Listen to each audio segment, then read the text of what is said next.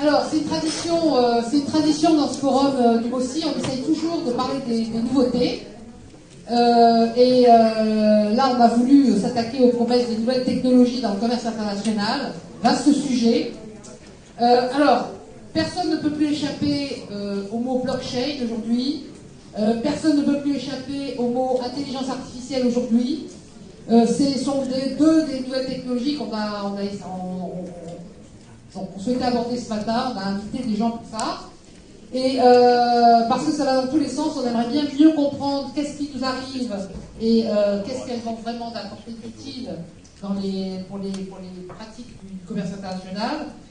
Un point s'impose et pour défricher tout cela, j'appelle pour me rejoindre Laurent Leloup, qui est fondateur de Shenome. Est-ce que Laurent Leloup est là? Ou est-ce qu'il est encore coincé dans la ligne 9?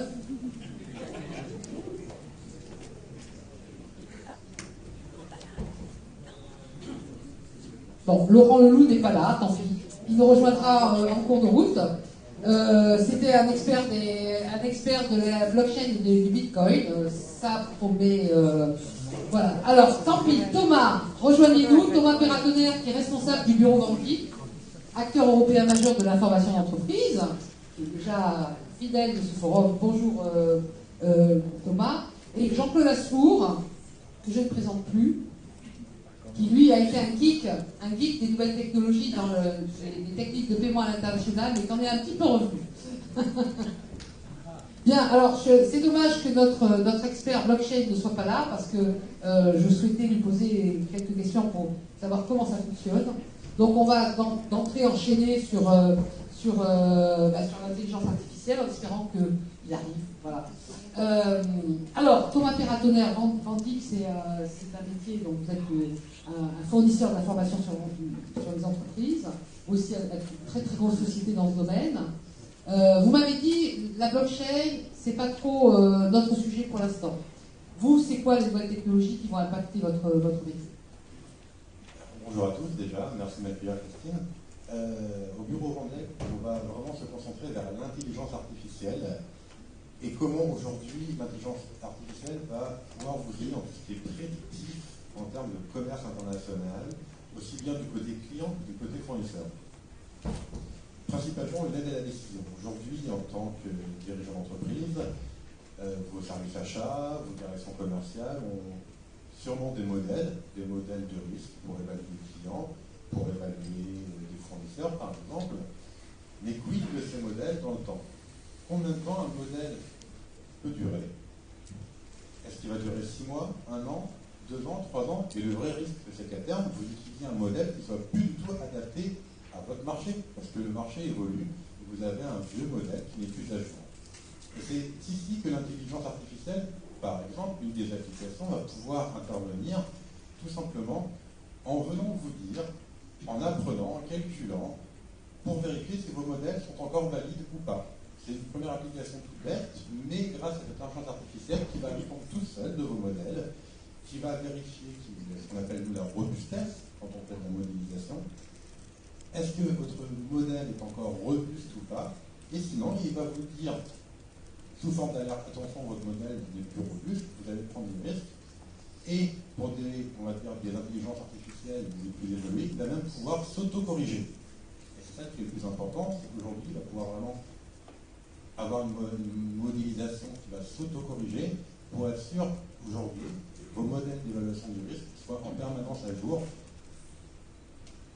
Quoi qu'il se passe sur votre marché, par exemple un événement qui surgit, un pays qui vient sous embargo, qui n'y était pas, un pays qui n'est plus sous embargo, des problèmes, des changements politiques, ça arrive très régulièrement dans des pays un peu exotiques par exemple, un ensemble de vos modèles vont être tenus à jour pour vous avertir de risques. Voilà une application concrète, par exemple. D'accord. Jean-Claude Asfour, vous suivez l'évolution des nouvelles technologies dans le commerce international de façon attentive. Alors, vous avez vu passer plusieurs lancements de plateformes qui étaient promises comme extraordinaires. Aujourd'hui, c'est blockchain. Alors, moi, j'aimerais bien avoir votre avis de vieux sage dans ce domaine. On parle bien du commerce international. Oui, non, je vais pas mettre.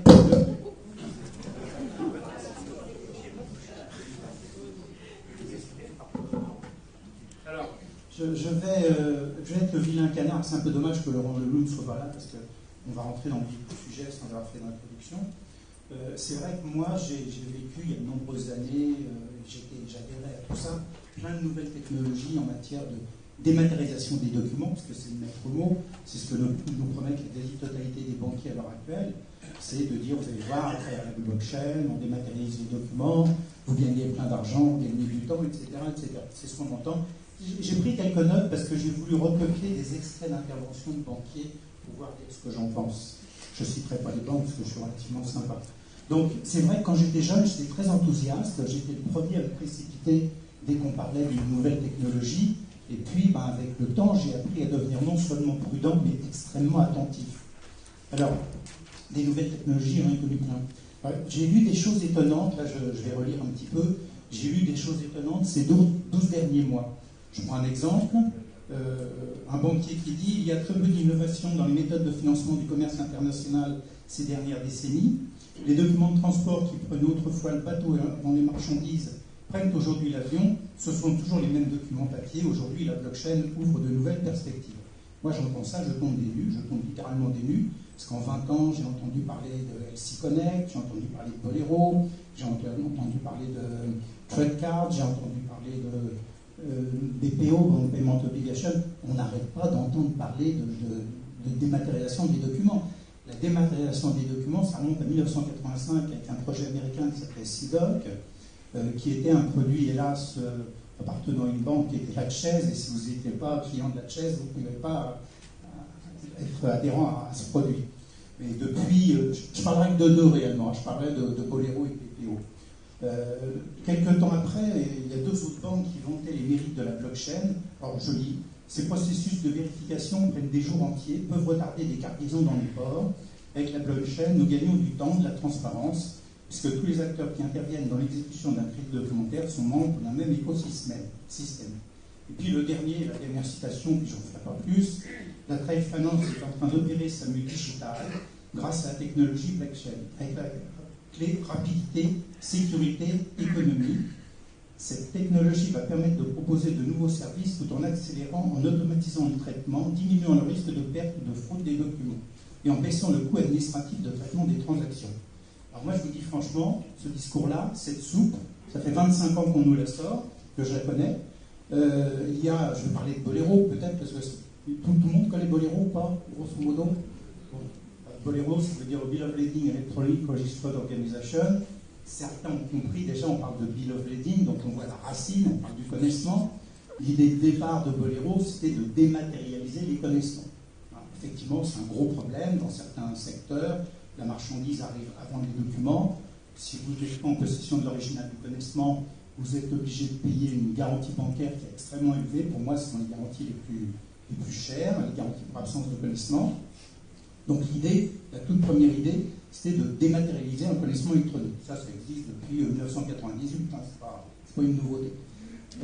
Simplement, la nouveauté, c'est que les gens de chez Bolero, qui sont extrêmement intelligents, alors Bolero, c'est à la fois une société privée, mais celui qui était dans le capital, hein, se sont dit, on va être capable de dématérialiser tous les documents, sans aucune exception, en matière de commerce international. L'idée, c'était... J'étais un petit peu énervé contre Laurent Leloup. En fait, il est hospitalisé, donc voilà. Il a une bonne excuse, donc il est excusé. Mais enfin, continuez, je ne veux pas. Oui, l'idée c'était donc 100% paperless document caché.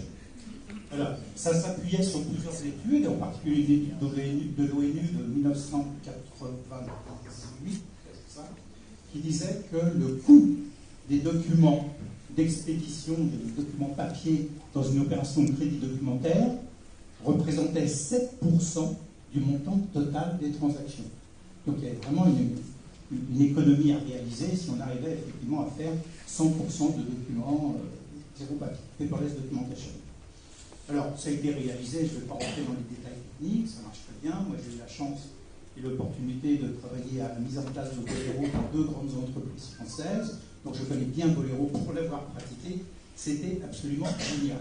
Et à l'époque, quasiment tous les banquiers venaient vanter chez les trésoriers, chez les directeurs financiers, venaient faire des présentations en disant « Regardez, c'est l'avenir, plus de fraude, plus d'irrégularité. Ça aussi, c'est intéressant. Zéro irrégularité. Pour ceux qui font du crédit documentaire, si je vous parle de zéro réserve, c'est caviar et champagne, hein, vous en doutez bien. Donc, zéro irrégularité, économie de frais, rapidité, grande rapidité dans la transmission des documents, c'était magnifique. C'est exactement ce que nous ressort maintenant de la même façon. Sauf que Boléro, au bout de 2-3 ans, pour différentes raisons, et là, on ne va pas en parler ici, c'est pas une question de temps, ça sera assez méchant pour certaines institutions. Pour différentes raisons, Boléro a été totalement abandonné. Alors, abandonné, c'est faux, parce que vous êtes tous des petites malines et des petits malins. Vous allez vous précipiter sur vos iPhones, vos iPads et faire regarder Boléro et vous allez le trouver. C'est une société qui est extrêmement florissante, qui gagne beaucoup d'argent, mais qui ne travaille presque essentiellement en Asie. Il faut savoir qu'en Asie, en Chine, au Japon, Taïwan, ils sont friands de ces nouvelles technologies. Nous, on n'est pas très habitués, on est réticents. J'ai rencontré des banquiers spécialistes du crédit documentaire au moment de Boléro qui me disaient on n'en veut pas. Nous, on n'en veut pas.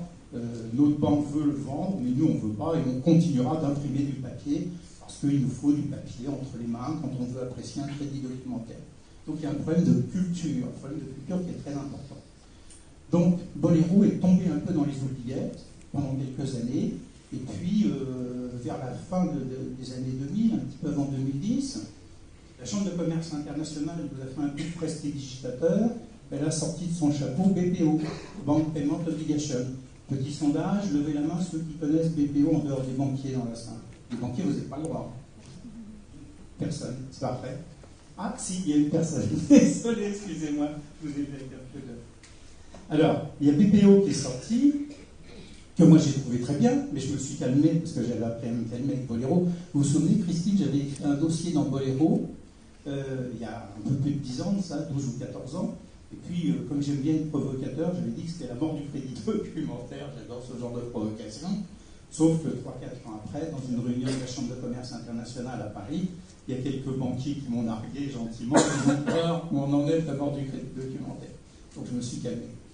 Donc on a sorti BPO, Bank Payment Obligation, qui repose sur le système Boléro, entre parenthèses. On ne va pas inventer le fil paper, parce que c'est une illusion.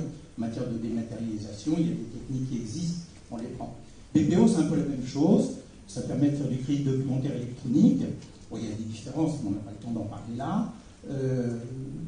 Ça permet également de dématérialiser les documents en matière de code à compte, ce que je trouve très bien. La Chambre de commerce internationale y croyait beaucoup. Ils ont sorti des règles immédiatement. Et non seulement ils ont sorti des règles, mais ils ont sorti un manuel d'utilisation qui est extrêmement bien fait.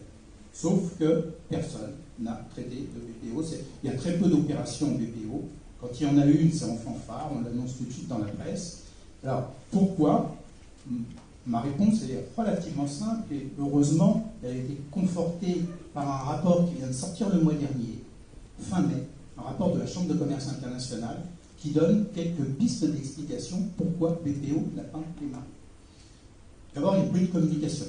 Moi, je l'ai vu quand j'interviens dans des entreprises, je parle avec des commerciaux ou même parfois avec des trésoriers, ils n'ont jamais entendu parler de BPO. Les banques n'en ont pas fait la promotion.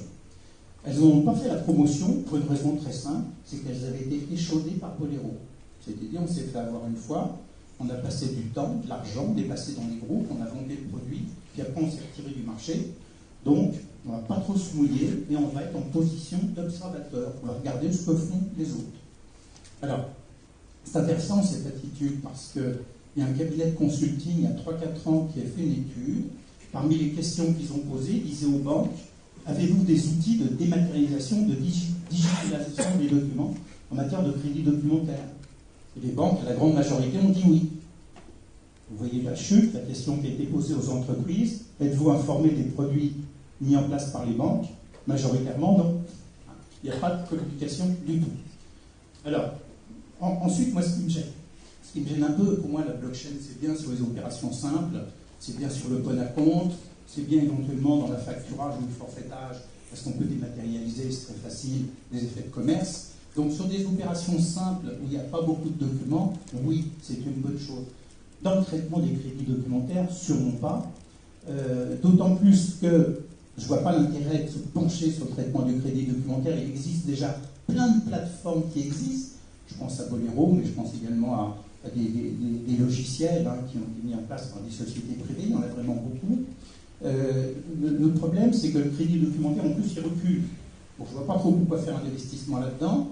Vous le savez ou vous ne le savez pas, il y a 20 ans, 20-25 ans, le crédit documentaire, c'était 33% des opérations de commerce international. À fin 2017, quand on regarde le rapport de la Chambre de commerce internationale qui est sorti fin mai, c'est un tout petit peu plus de 10%. Curieusement d'ailleurs, il y a une banquière qui a écrit, ça m'a un petit peu surpris, le recul de crédit documentaire, c'est parce que le produit, c'est un produit qui est lourd. Non, c'est pas ça du tout.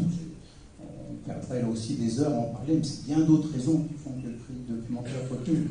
Donc je ne vois pas trop, pour moi, et c'est là que ça aurait été intéressant que Laurent soit là, quel est l'intérêt de la blockchain pour le traitement du crédit documentaire, d'autant plus que des solutions existent déjà. Alors, ce qui est certain, c'est que les grandes banques, un certain nombre de grandes banques internationales investissent dans des expérimentations. La dernière en date, on a vu Euler Hermès se lancer avec, je crois, HSBC dans une expérimentation pour élaborer un processus d'assurance crédit en environnement blockchain. Et on a vu le premier crédoc grandeur nature se monter avec Cargill, je crois, ING et HSBC. À l'aide d'une plateforme blockchain de la société R3. Alors effectivement, on en est à un stade extrêmement du début, et ce qui est promis, enfin ce qu'ils en disent, c'est que là où cette opération de Cargill, c'était du soja qui partait des États-Unis vers la Chine, avec d'autres cambouis, voilà. Ce qui est promis, c'est que cette opération par crédit documentaire, qui se traite habituellement en 15 jours, 3 semaines, à cause justement de la vérification du document, etc., c'est traité en 48 heures. C'est ça qui est voilà. Alors maintenant, effectivement, je ne suis pas assez technique pour dire si ça a l'avenir ou pas. Voilà. C'est pas une question d'avenir ou pas, c'est une question que le produit existe depuis 20 ans. Donc on les enterre les uns après les autres. On a enterré SiConnect, on a enterré Bolero, on est en train d'enterrer plus ou moins BPO. Alors BPO c'est encore autre chose, je vais revenir sur ce rapport de la Chambre de commerce internationale qui est sorti fin mai. L'explication qui est apportée me paraît assez intéressante. Alors, il y a un banquier qui dit c'est parce qu'on n'a pas communiqué, il reconnaît ouvertement que nous n'avons pas communiqué, donc c'est normal que ce soit un échec. Mais il y en a un autre qui a une approche beaucoup plus intelligente à mon sens, et ça va être la même chose pour moi pour la blockchain. Il y a trop d'intervenants dans un crédit documentaire. La blockchain, il y a un vendeur, un exportateur, un transporteur, éventuellement un assureur crédit. Voilà. Dans un crédit documentaire, il y a beaucoup plus d'intervenants, donc ça pose beaucoup plus de problèmes. Et puis surtout, il y a un environnement politique et un environnement juridique qui est très important. Est-ce que les pays des différents intervenants reconnaissent les signatures électroniques ou pas? Si les pays ne reconnaissent pas la signature électronique, c'est à oublier complètement. Il y a un autre élément, d'ailleurs, ça va nous faire une transition pour revenir sur l'intelligence artificielle. Des fois, vu de l'extérieur, ça donne le sentiment qu'on est très content du produit, on est très fier du produit, mais on a oublié à quoi il servait pour le client. Est-ce que c'était un plus ou pas? Et c'est vrai que c'est quelque chose... Alors, l'intelligence artificielle, j'y reviens justement sur des métiers comme le vôtre, qui brassent des millions d'informations dans des bases de données, du format... Des milliards. Des milliards, bon, allons-y. Et pour que, effectivement, elles atterrissent dans des entreprises qui ont besoin d'informations sur leurs clients, leurs fournisseurs, de conformité et autres. Donc, l'intelligence artificielle, ça va être quoi le bénéfice client? C'est-à-dire, il ne verra pas ce que vous en faites, mais qu'est-ce que vous allez être en mesure de leur apporter que vous n'apportez pas actuellement? C'est très simple. Aujourd'hui, voilà, on parlait de fraude, Christine, tout à l'heure, de corruption, par exemple. Aujourd'hui, c'est quoi? C'est qu'aujourd'hui, il y a de plus en plus de règles internationales sur les obligations des sociétés à faire des checks, des vérifications sur leur tiers. Ce qu'on appelle tiers dans l'entreprise, c'est toute personne extérieure à l'entreprise. Ça va du client à l'investisseur, au fournisseur, aux agents commerciaux, etc. également. Sauf qu'aujourd'hui, c'est vrai qu'on oublie presque le métier des personnes. Un acheteur, c'est là pour acheter.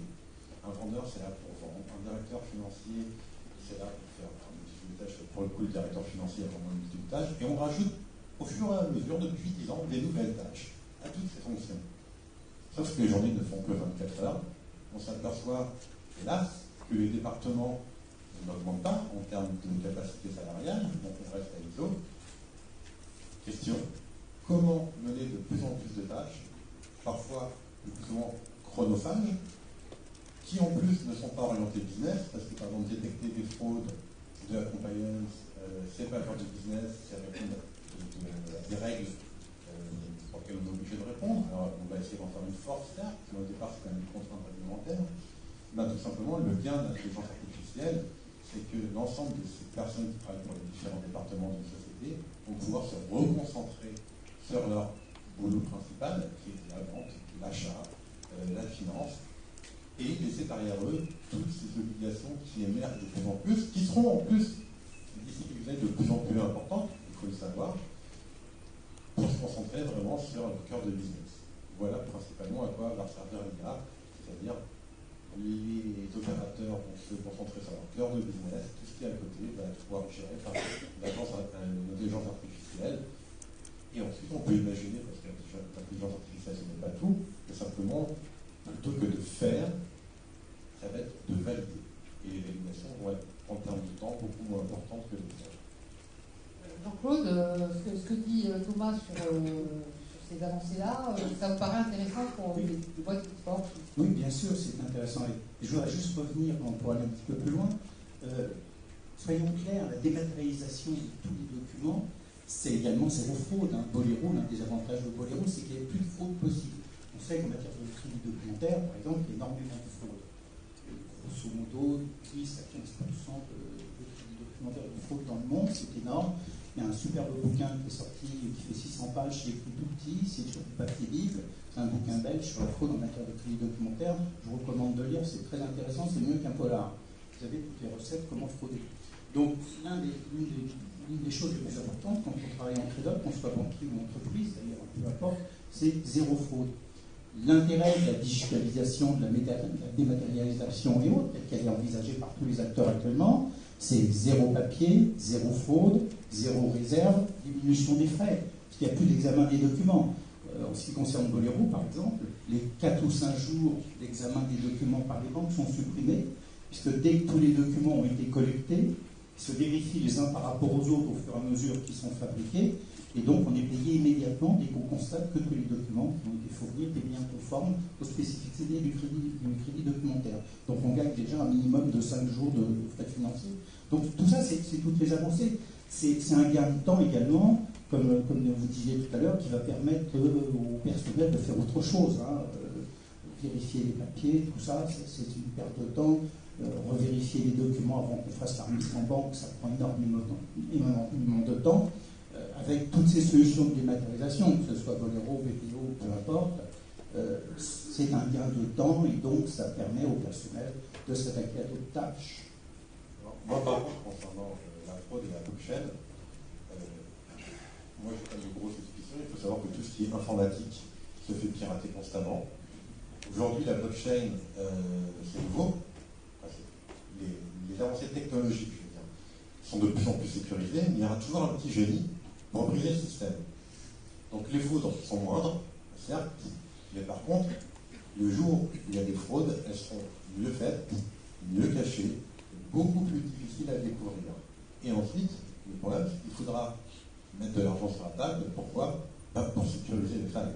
Et dans tout ce qui est informatique, et ça depuis le début de l'informatique, depuis maintenant 50 ans, c'est un jeu de chat et la souris entre les personnes qui font des technologies de sécurité et, on va dire, les pirates, qui soient bénéfiques pour montrer les failles du système sans en profiter, ou les pirates, les méchants qui vont utiliser ce système pour se faire de l'argent. C'est un jeu de chat et la souris. Il y aura toujours des personnes qui se déclarent une première fraude et qui ensuite devront mettre de l'argent pour sécuriser avec la note dette, etc. Donc, on s'améliore. On diminue le risque de fraude, mais en aucun cas il disparaît.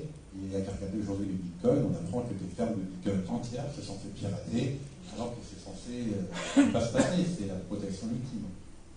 Alors justement, les fans de la blockchain disent que comme c'est communautaire, la communauté se surveille, et donc les problèmes en lit mes femmes très rapidement.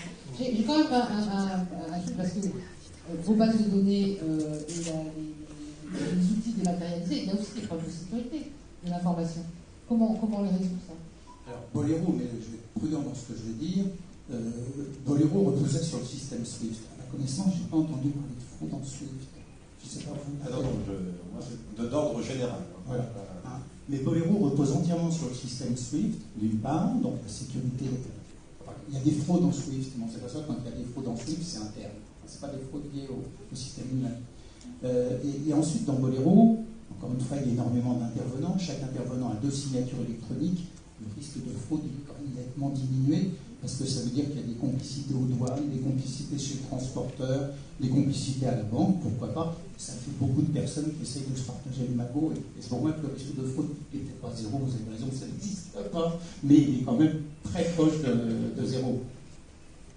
Pour l'instant, moi, ce que je constate en tant qu'observatrice, c'est que la blockchain n'a pas la première application, c'est effectivement une crypto-monnaie, mais dans la supply chain, tous les métiers du transport et de la logistique à l'international, on en parle beaucoup, il y a des projets, des expérimentations, mais on n'a rien vu encore de bien concret sortir de tout ça. Et dans le financement du commerce international, le trade finance, on voit les premières expérimentations grandeur nature, souvent à plusieurs banques, avec des consortiums qui se forment pour essayer de développer des... Très souvent, ce sont des fintechs qui sont rachetés par les banques, en effet. La plupart du temps, c'est ça. Voilà. Mais effectivement, on en est, je pense, quand même à l'aube d'un... Et moi, j'ai entendu récemment encore parler qu'il y avait quelque chose qui allait balayer tout ça. Ça s'appelle les web payments. Et ça va nous arriver, c'est différent encore des mobile payments. Ça ne dépend pas de l'opérateur télécom. Et qu'effectivement, il y avait de très gros projets mondiaux menés par le consortium World Wide Web, qui est à l'origine de Skype, par exemple, que tout le monde connaît pour les téléphones à l'étranger, et que d'ici, dans les 2 ans, allait sortir des solutions de paiement. J'ai posé la question, oui, alors, dans le paiement B2B international, est-ce que ça peut apporter des solutions? Et la réponse a été oui, de chez oui. Donc voilà ce qui nous arrive encore plus vite. Vous n'êtes pas prêt de continuer à suivre ça de près pour nous, Jean-François, Jean-Paul? Mais encore une fois, vous parliez des crédocs dans la blockchain qui se vendent, on en a fait 1 ou 2. Moi, j'ai créé des crédocs en Bolero en 2004. Voilà, et ça a été oublié complètement. Y compris sur des pays. On a beaucoup parlé de l'Algérie ce matin. Sur l'Algérie, j'ai créé un crédoc Bolero. Il y a peut-être des banquiers dans la salle qui sont restés et qui travaillent sur la blockchain, dans les établissements travaillent sur la blockchain. Ça aurait été intéressant qu'il y ait un banquier présent. C'est dommage que ouais. Laurent n'ait pas été là, parce que Mais oui, c'est imprévisible. Là. Franchement, vous travaillez sur la blockchain? Ok. Alors. Vous pouvez vous présenter rapidement?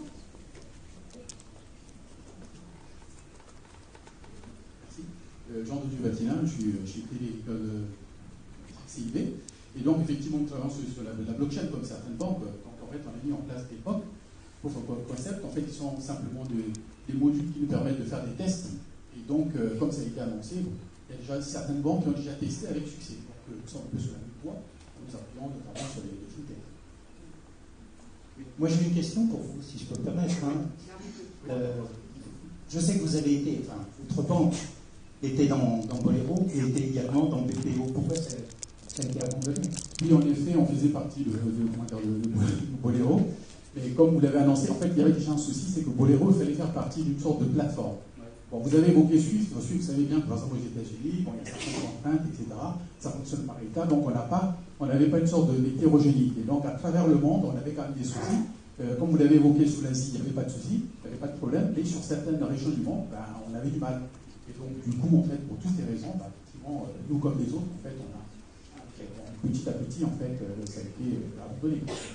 Merci.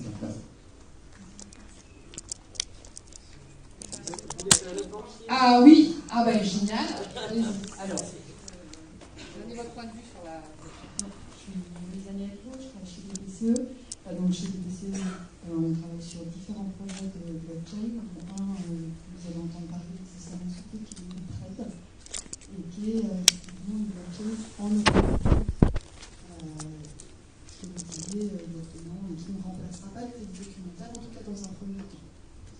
Tout à fait. Je suis d'accord avec vous, là. WeTrade, en plus, c'est un consortium de banques. Hein. Il y a, C'est un consortium de 9 banques. voilà. Donc il y a 2 ou 3 françaises. Natixis. Il y a Natixis, donc le groupe BPCE, Société Générale, je ne sais plus en fait, la CIB. Ok.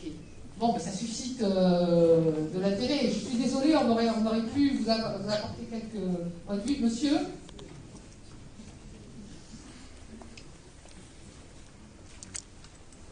Vous pouvez vous rapprocher, s'il vous plaît ? Vous êtes banquier, vous aussi ? Alors, Olivier Sebo, je suis accélérateur d'innovation, comme je le qualifie.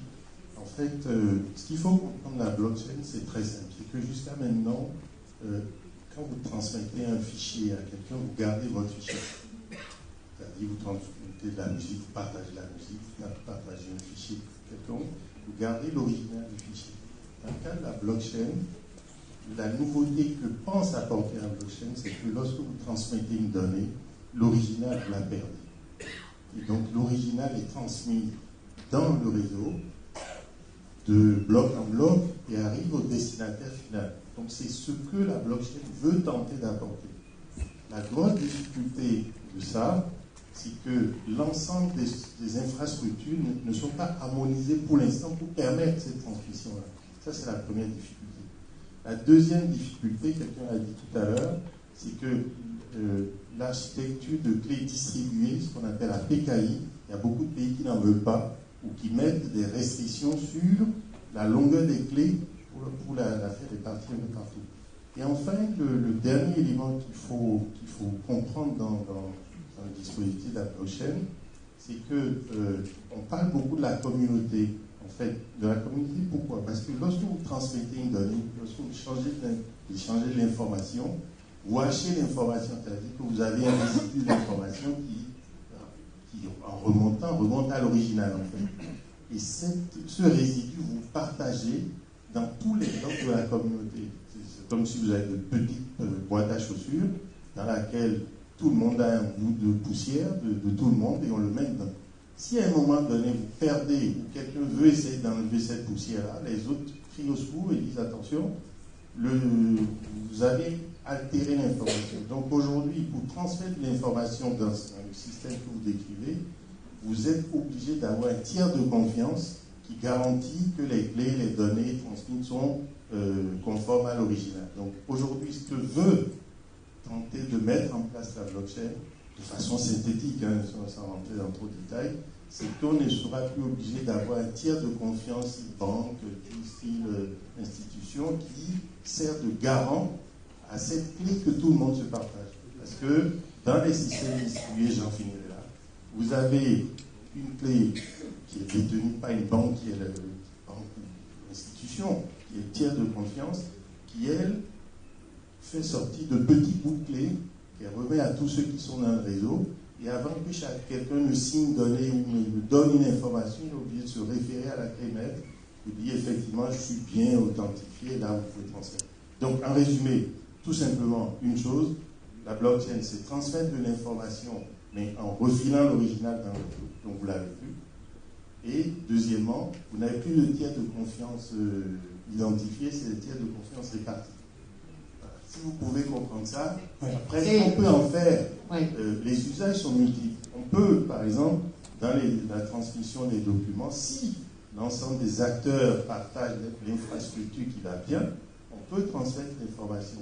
Mais aujourd'hui, le sujet parle beaucoup, nous ne sommes pas encore à ce niveau d'adoption de la technologie pour qu'on puisse être certain de partager l'information partout. Voilà. Merci infiniment pour cet éclaircissement, bravo, parce que c'est un bon idée. Merci beaucoup. Juste une remarque, vous avez bien fait de faire cette petite intervention. Ça m'a rappelé que j'avais oublié quelque chose d'important dans Bolero. Ça reposait sur 2 tiers de confiance. On est bien d'accord. Le tiers de confiance du vendeur et le tiers de confiance de l'acheteur. Et j'avais complètement oublié de le dire. Et c'est ce qui manque à toutes les autres technologies. En tout cas, merci infiniment. D'ailleurs, le monsieur qui n'a pas pu venir Et donc il a écrit un bouquin qui s'appelle Blockchain, la révolution de la confiance, parce qu'effectivement c'est le fondement de ce qui est promis des projets actuels, qui fait que effectivement c'est des choses ouvertes sans plus de tiers de confiance. Alors, y a-t-il d'autres intervenants qui veulent s'exprimer sur ces nouvelles technologies? Merci, messieurs et mesdames les banquiers. Ça nous a apporté également des éclairages. Oui.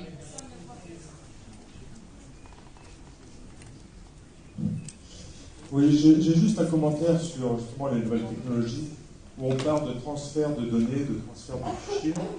Avec les nouvelles technologies, on ne transfère plus rien. Je crois qu'on a inversé le paradigme. Il ne faut pas oublier qu'à toute une époque, il y avait des utilisateurs qui transféraient des données, qui envoyaient des données d'un point à un autre, ce qui prenait du temps, quel que soit le système utilisé. On est maintenant dans un système où les données sont à un endroit donné, et c'est l'utilisateur qui se déplace à l'intermédiaire d'Internet. Donc cette notion-là, ce changement de paradigme, il est majeur, parce qu'on ne transfère plus rien, et c'est là qu'on gagne du temps.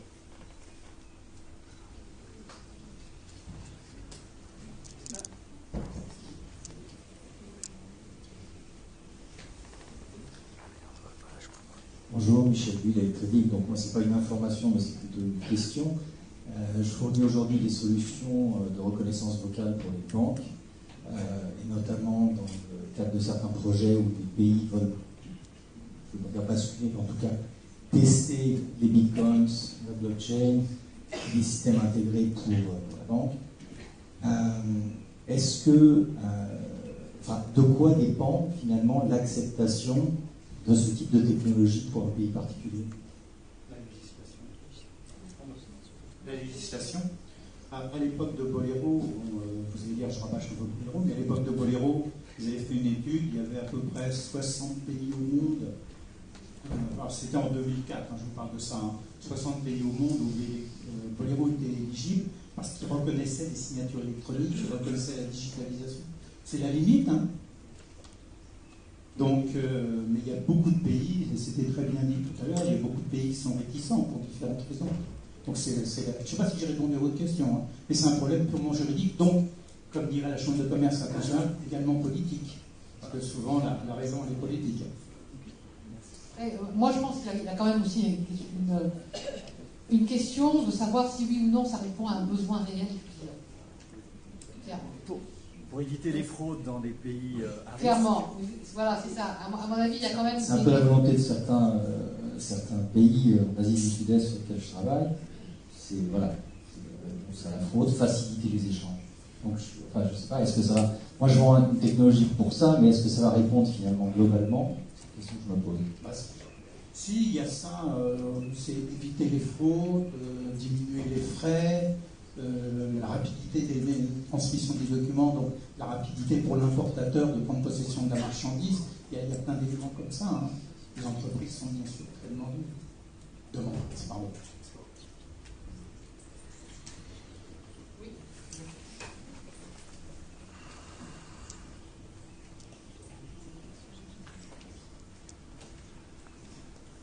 Bonjour à tous. Alors juste un petit commentaire par rapport à ce que vous avez dit sur les plateformes de paiement web. Juste vous dire que personnellement, je les ai utilisées pour les transactions avec le Nigeria, l'Afrique de l'Ouest un peu plus aussi, de manière plus générale, je veux dire. Et en fait, ça fonctionne très bien. Donc c'est peut-être un peu dramatique pour les banques, mais dans l'utilisation, c'est hyper rassurant parce que on a le moment instantané où le client nous paie. On n'a aucun frais sur le virement en question. La limite, ça peut être sur des virements de plus de 100 000 euros ou plus de 100 000 $, où là, la banque va tiquer un peu parce que ça vient d'une plateforme. Et puis la plateforme peut avoir des problèmes de liquidité pour transférer les fonds rapidement. Mais globalement, c'est rentable pour tout ce qui est change de devise et c'est rapide d'utilisation. Un enfant peut l'utiliser. C'est vraiment intéressant, je pense qu'on n'est pas au bout. La plateforme que vous avez citée, elle fonctionne bien. J'en ai d'autres dans le viseur pour essayer de généraliser ça auprès des clients, que ça devienne un usage habituel pour eux et que ça simplifie réellement les clients qui sont en open account. Vous êtes dans quelle activité? C'est pas indiscret? dans le négoce, tout simplement.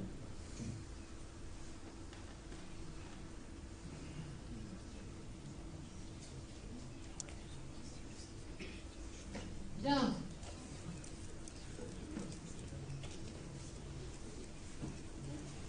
On a repris notre retard. Il n'y a pas une dernière question? Oui. De l'autre côté, là.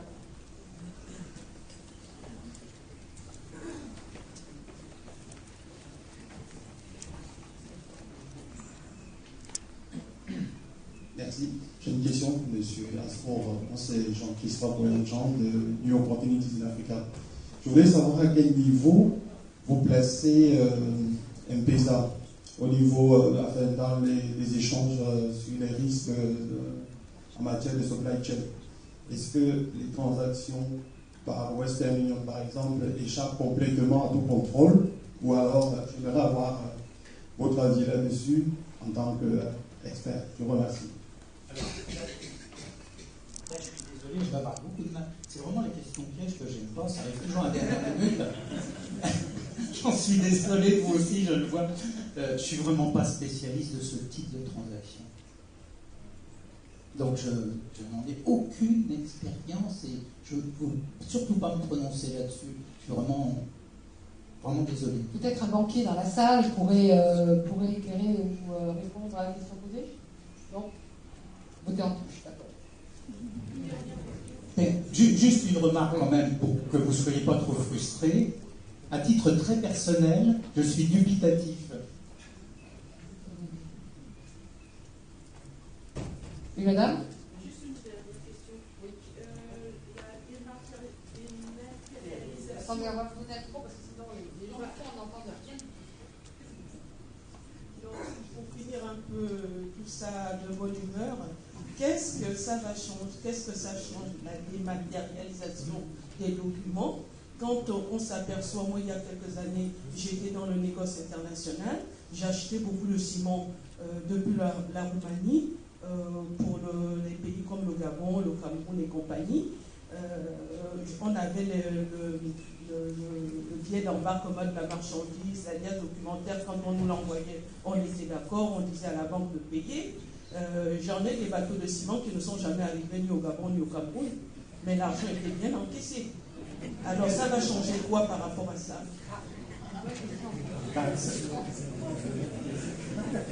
On revient, comme vous dites, on finit sur une note joyeuse. Non, je plaisante. On revient complètement dans le problème de la fraude. Avec la dématérialisation, si c'est fait, comme on disait tout à l'heure, avec un tiers de confiance, diminuer, je suis prudent maintenant, vous diminuez le risque de fraude très nettement. Mais rappelez-vous ce que je disais tout à l'heure, il y a une augmentation galopante des fraudes en matière de commerce international. C'est un peu logique. Dans le même ordre d'idée, avec la crise, on a une augmentation des faux crédits documentaires et on a une augmentation des appels abusifs de garantie bancaire. Tout ça, c'est lié. C'est dû à la crise. Thomas Perratonner, pour en terminer, est-ce que vous garantissez la qualité de l'information que vous donnez dans vos bases? Comment vous faites? Alors, est-ce qu'on garantit contractuellement? Non. Pour la simple et bonne raison qu'on ne peut pas le faire. Aujourd'hui, on travaille avec 60 fournisseurs. Mais là, pour répondre aussi à madame, je vais juste revenir à ce qui a été dit. Je vais juste redire ce qui a été dit à la précédente conférence. Anticiper les risques, c'est très bien, mais ça commence par quoi? Par connaître son interlocuteur, tout simplement. C'est le sujet de la table ronde précédente. Peut-être qu'en effet, avoir fait, peut-être que vous l'avez fait, je ne sais pas, mais faire une étude approfondie de son fournisseur, c'est déjà une bonne protection contre les risques. Ensuite, le risque zéro n'existe pas et je ne peux pas vous garantir que le bateau sera arrivé correctement.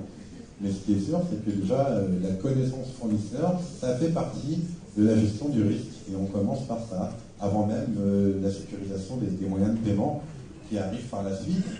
Mais en effet, moi j'ai un exemple, un client, pour un consortium immobilier, il a lancé un appel d'offres international au milieu de l'appel d'offres, il y a eu une réponse qui était considérée comme la meilleure. Aussi bien en termes de prix qu'en termes de mise en œuvre. Ils ont fait une due diligence pour savoir qui était cette société, qui était une société qui apparemment n'était pas connue dans le milieu. Cette société appartenait à une famille mafieuse. Bon, à partir de là, ils ont décidé de ne pas travailler avec. Peut-être que s'ils avaient travaillé, tout serait bien passé, je n'en ai aucune idée. Mais de facto, ils ont dit non, nous on refuse de travailler avec une société dont le capital est détenu par une famille mafieuse. Point à la ligne. Voilà. Donc, conclusion du côté du bureau Condex, puisque nous on gère ce genre de risque, avant toute opération, avant tout business, quel que soit votre rôle en tant qu'acheteur ou vendeur, commencez par sécuriser votre business en connaissant simplement le mieux possible votre client. C'est une excellente conclusion. Jean-Claude, vous ne le contredirez pas, je suis sûr. Ok, allez, merci beaucoup d'avoir assuré quand même. Merci pour les